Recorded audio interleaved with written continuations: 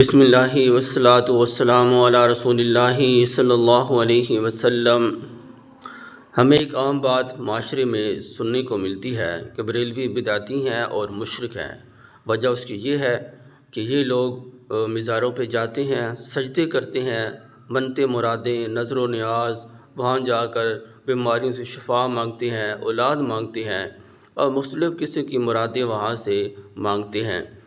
تو اس لیے یہ مشرک ہیں، اور بدعتی اس لیے ہیں کہ یہ مختلف قسم کی رسومات کرتے ہیں۔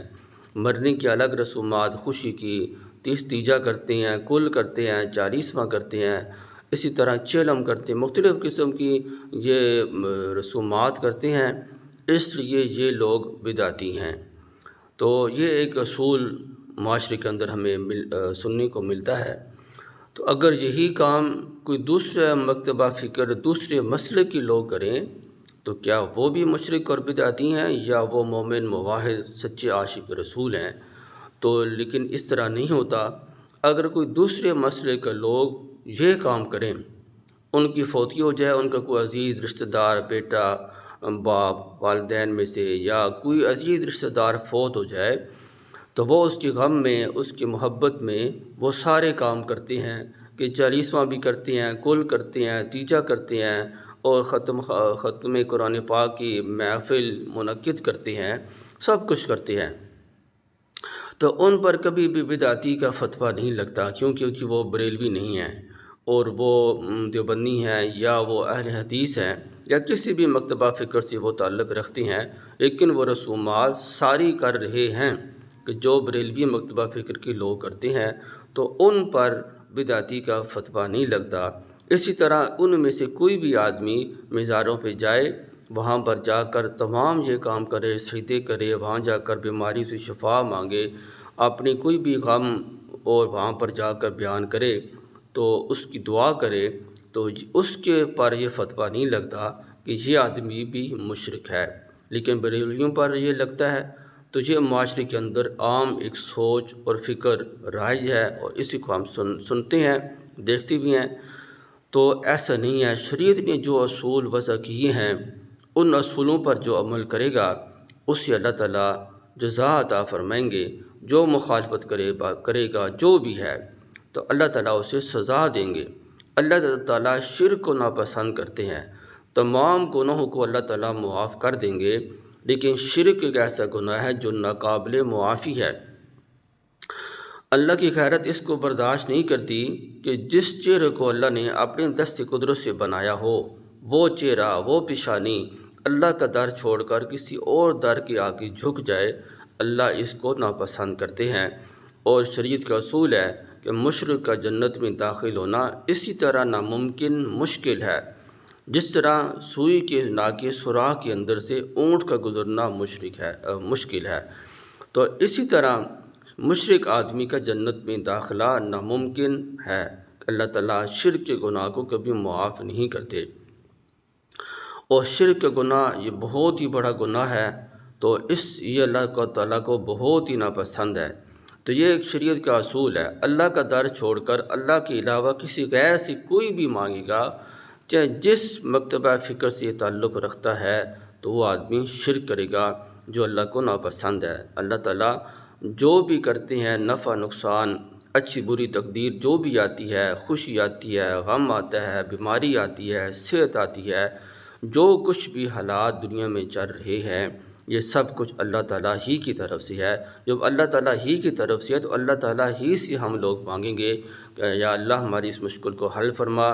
اس بیماری کو دور فرما، ہماری اس پریشانی کو دور فرما، ہمیں خوشیاں عطا فرما، ہمیں اولاد عطا فرما۔ تو جب اللہ تعالیٰ کے انبیاء علیہ السلام نے اللہ تعالیٰ سے مانگا ہے تو ہمیں چاہیے کہ ہم کیوں نہ مانگے اللہ سے۔ جب اللہ کے نبیوں نے مانگا، اللہ تعالیٰ خود کہہ رہے ہیں کہ وَنَحْنُ أَقْرَبُ إِلَيْهِ مِنْ حَبْلِ الْوَرِيدِ، کہ میں آپ کے شاہ رگ سے بھی زیادہ قریب ہوں۔ لَا تَقْنَطُوا مِنْ رَحْمَتِ اللَّهِ، میری رحمت سے مایوس نہ امید نہ ہو۔ تو جب اللہ تعالیٰ خود فرما رہے ہیں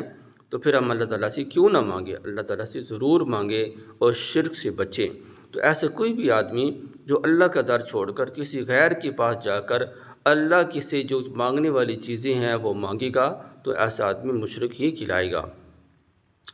اسی طرح مزاروں پہ جانا، قبرستان میں جانا، یہ ایک سنت عمل ہے کہ قبرستان میں جانا، وہاں جا کر اپنی موت کو یاد کرنا، اپنی موت کی فکر کرنی، اپنے خاتمہ بالایمان کی فکر کرنی اللہ کے نبی صلی اللہ علیہ وسلم کی سنت ہے۔ حضور نبی علیہ السلام خود فجر کی نماز پڑھ کر جنت البقیع میں تشریف لے جایا کرتے تھے۔ صحابہ کرام رضوان اللہ تعالیٰ علیہم اجمعین، تابعین، تبع تابعین اور تمام علماء کرام شیوخ کا آج تک یہ عمل چلا آ رہا ہے کہ وہ لوگ قبرستانوں میں جاتے ہیں، اپنی آخرت کو، اپنی موت کو یاد کرتے ہیں۔ تو اللہ کی ولی کی مزاروں پہ جانا، صحابہ کرام کی قبور پہ جانا، کہ اس کی مثال اسی طرح دی جاتی ہے جس طرح کہ ایک پنکھا چل رہا ہو، اس کے نیچے جتنے لوگ آ کر بیٹھیں گے سب کو ہوا کی ٹھنڈی ہوا لگے گی۔ اسی طرح کمرے میں، ہال میں اے سی چل رہا ہو، اس کے اندر، ہال کے اندر، کمرے کے اندر جتنے لوگ ہوں گے سب کو اے سی کی ٹھنڈک محسوس ہوگی۔ تو اسی طرح کوئی بھی آدمی اگر کسی ولی کی مزار پر، کسی صحابی کی مزار پر جاتا ہے اس نظریے سے کہ اس کی قبر پر، اس صحابی کی قبر پر اللہ تعالیٰ کی رحمت برس رہی ہے، تو وہاں میں جاؤں گا، اللہ کی رحمت کی ٹھنڈک مجھے بھی محسوس ہوگی، مجھے بھی کچھ نہ کچھ حصہ مل جائے گا۔ اللہ کے ولی کی قبر پر جاؤں گا، وہاں جا کر اللہ تعالیٰ کی اس نیک بندے کی قبر پر جو اللہ کی رحمت برس رہی ہے، تو اس کا کچھ نہ کچھ حصہ مجھے بھی مل جائے گا، اور میں اپنی آخرت کی فکر کے غرض سے، نیت سے جاؤں گا کہ وہ اللہ کے ولی اپنی زندگی، اپنا عمر، اپنا وقت پورا کر کے قبر میں چلے گئے، میں نے بھی اسی قبر میں جانا ہے۔ تو اس نظریے سے اگر کوئی آدمی جائے تو اس جانے میں کوئی حرج نہیں ہے۔ کوئی بھی ہو، جس مسلک سے بھی ہو، جس مکتبہ فکر سے تعلق رکھتا ہو، وہاں جا کر قبر کی زیارت کرنی اور اس نظریے سے جانا کہ اللہ کی رحمت یہاں پر برس رہی ہے، اس کا کچھ نہ کچھ حصہ مجھے بھی مل جائے گا، تو اس جانے میں کوئی حرج نہیں ہے۔ لیکن وہاں جا کر وہ چیز مانگنی جو اللہ تعالیٰ سے مانگی جاتی ہے تو اس کو شرک کہتے ہیں۔ اس چیز سے اللہ کے نبی صلی اللہ علیہ وسلم نے منع فرمایا۔ تو لہٰذا ایک اصول ہونا چاہیے، شریعت کا جو اصول ہے اس پر عمل ہونا چاہیے کہ جو آدمی بھی شریعت کے کسی بھی اصول کی خلاف ورزی کرے گا، نماز نہیں پڑھے گا، جس مسلک سے بھی تعلق رکھتا ہے اس پر اس کی جو سزا ہے اس کا قانون اس پر لاگو ہوگا۔ اسی طرح کوئی آدمی جس مسلک سے بھی تعلق رکھتا ہے اگر وہ شرک کرے گا، اللہ کا در چھوڑ کر کسی غیر کے در پر جائے گا، تو اس پر شریعت کا قانون لاگو ہوگا جس مسلک سے بھی تعلق رکھتا ہے۔ اسی طرح اگر کوئی بھی آدمی سنت کو چھوڑ کر حضور نبی کریم صلی اللہ علیہ وآلہ وسلم کا اسوہ حسنہ کو، آپ کی جو شادی کی رسومات آپ نے کی، جو غمی کی رسومات آپ نے کی، جس طرح آپ نے عمل کر کے بتایا کہ شادی کس طرح کی جاتی ہے اور غم کس طرح منایا جاتا ہے، فوتگی ہو جائے، بیٹا فوت ہو جائے اور بیوی فوت ہو جائے، بھائی بہنیں فوت ہو جائیں، تو ان کی غم کس طرح منایا جاتا ہے، کسی دوسرے مسلمان کے پاس جا کر تعزیت کس طرح کی جاتی ہے۔ تو یہ جو چیزیں حضور نبی علیہ السلام نے خود عملی طور پر کر کے دکھائیں، اگر ان کے خلاف کوئی بندہ عمل کرے گا، جس مسلک سے بھی تعلق رکھتا ہے، وہ سنت کو چھوڑنے والا ہوگا، سنت کا تارک ہوگا، وہ بدعت کو عام کرنے والا ہوگا۔ تو جو بھی آدمی ہیں جس مسلک سے، یہ بریلویوں کے ذمہ نہیں ہے کہ وہ یہ تمام رسومات کرتے ہیں، کہ یہ ایسے بھی بریلوی حضرات ہیں کہ جو ان تمام چیزوں سے بچتے ہیں، لیکن وہ بریلوی کہلاتے ہیں اس لیے ان پر یہ چیزیں لاگو کر دی جاتی ہیں، یہ بدعتی ہیں، وہ مشرک ہیں، حالانکہ وہ یہ کام نہیں کرتے۔